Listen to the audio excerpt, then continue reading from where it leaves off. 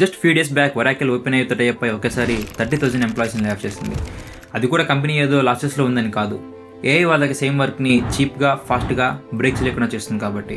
Oracle is not alone. Amazon కూడా 2 స్టేజెస్లో 30,000 ఎంప్లాయీస్ని రీప్లేస్ చేస్తుంది. ఇది మనలో చాలా మందికి తెలిసే ఉంటుంది. అండ్ ఇలా Microsoft, Meta, Dell, Intel, Verizon, Nissan ఇలా చెప్పుకుంటూ పోతే thousands of companies doing the same thing.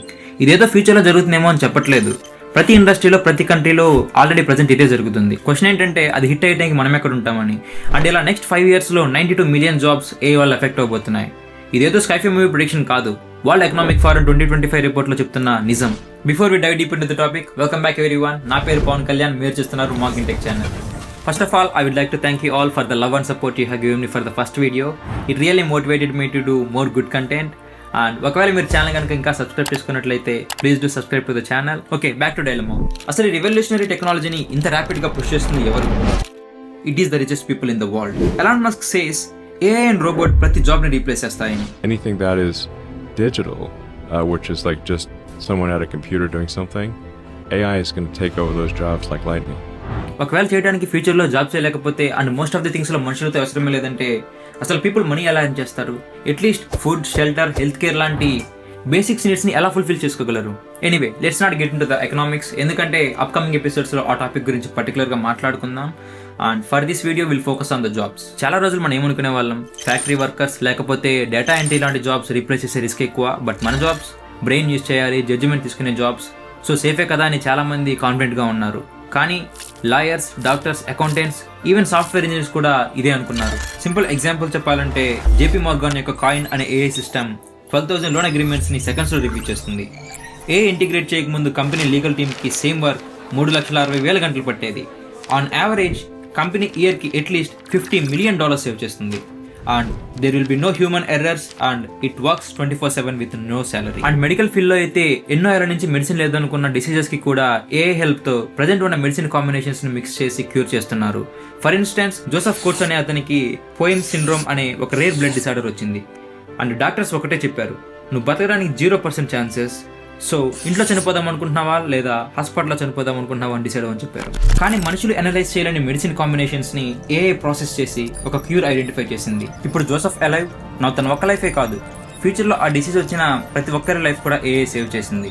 ఇలా చెప్పుకుంటూ పోతే ప్రతి ఇండస్ట్రీలో ఏఐ రెవల్యూషన్ క్రియేట్ చేస్తూ వర్క్ డెఫినేషన్ మార్చేస్తుంది.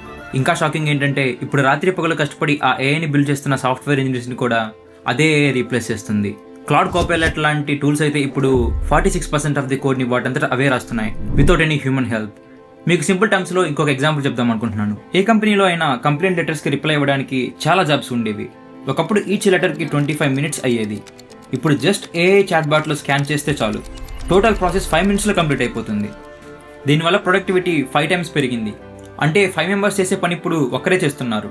వైట్ కలర్ జాబ్స్లో ఎంట్రీ లెవెల్లో ఉండే వాళ్ళ సిచ్యువేషన్ చాలా అలార్మింగ్గా ఉంది. కొంచెం ఆటోమేషన్ ఉంటే ప్రొడక్టివిటీ పెరిగి శాలరీస్ పెరుగుతాయి, కానీ మెషిన్ మన పని మొత్తం చేస్తుందంటే ఆటోమేటిక్గా శాలరీస్ పడిపోతాయి. మరి సిచ్యువేషన్ నుంచి బయటపడటం ఎలా? దీనికి మనం వర్క్ని ఒక కొత్త పర్స్పెక్టివ్లో చూడాలి. మన వర్క్ మొత్తాన్ని బ్రాడ్గా 3 layers చూద్దాం.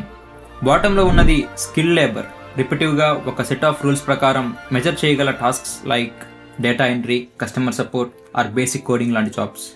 ఈ లేయర్ని ఏఐ చాలా ఫాస్ట్గా ముంచేస్తుంది. మిడిల్ లేయర్లో మేనేజ్మెంట్ ఉంటుంది. అంటే జస్ట్ టీమ్ లీడర్సే కాదు, మనుషులతో ఇంటరాక్ట్ అవుతూ కాంప్లెక్స్ సిచ్యువేషన్స్లో జడ్జిమెంట్ కాల్స్ తీసుకునే వాళ్ళు ఎవరైనా ఈ లేయర్లోకి వస్తారు. యాజ్ ఆఫ్ టుడే ఏఐ టాస్క్స్ని ఫినిష్ చేయగలుగుతుంది, కానీ మనుషుల రిలేషన్షిప్స్ని గైడ్ చేయడానికి రెడీగా లేదు, అట్లీస్ట్ నాట్ యెట్. ఇంకా టాప్ లేయర్లో ఇన్నోవేటర్స్ ఉంటారు, కొత్త సిస్టమ్స్ క్రియేట్ చేసేవాళ్ళు అండ్ ఎవరో చూడని ప్రాబ్లమ్స్ని ఐడెంటిఫై చేసి సొల్యూషన్స్ బిల్డ్ చేసేవాళ్ళు. వీళ్ళు ఏఐకి ఇప్పుడే భయపడాల్సిన అవసరం లేదు. ఇన్ఫ్యాక్ట్ ఏఐని ఒక సూపర్ పవర్లా వాడి ఇంకా ఫాస్ట్గా బిల్డ్ చేస్తారు. సో ఈ వీడియో అయిపోయిన తర్వాత మీరు చేస్తున్న వర్క్ని అనలైజ్ చేయండి. శాలరీ అండ్ టైటిల్ పక్కన పెట్టేసి రోజు మీరు ఏం చేస్తున్నారు అండ్ ఇందులో ఏ టాస్క్స్ ఏ లేయర్లో ఉన్నాయి, అవి మిమ్మల్ని టాప్ లేయర్కి పుష్ చేస్తున్నాయా లేదా అని. ఎందుకంటే ఏఐ వల్ల అసలు డేంజర్ పోతున్న జాబ్స్లో లేదు. అసలు ఈ చేంజ్ గురించి క్వశ్చనే అడగకుండా ఇంకా బాటమ్ లేయర్లోనే మిగిలిపోయే వాళ్ళ దగ్గరే ఉంది. ఓకే, ఎపిసోడ్ 3లో 100 years తర్వాత వరల్డ్ ఎలా ఉండబోతుంది అని ఇంకా డీటెయిల్గా మాట్లాడుకుందాం. Visuals are gonna be so great, stay with me. And ఈ వీడియో కనుక మీకు నచ్చినట్లయితే please do subscribe to the marketing tech channel. And అలానే మన ఇన్స్టాగ్రామ్ పేజ్ని కూడా ఫాలో అవ్వండి, లింక్ డిస్క్రిప్షన్లో ఉంది. And with that signing off Pawan Kalyan, Jai Hind.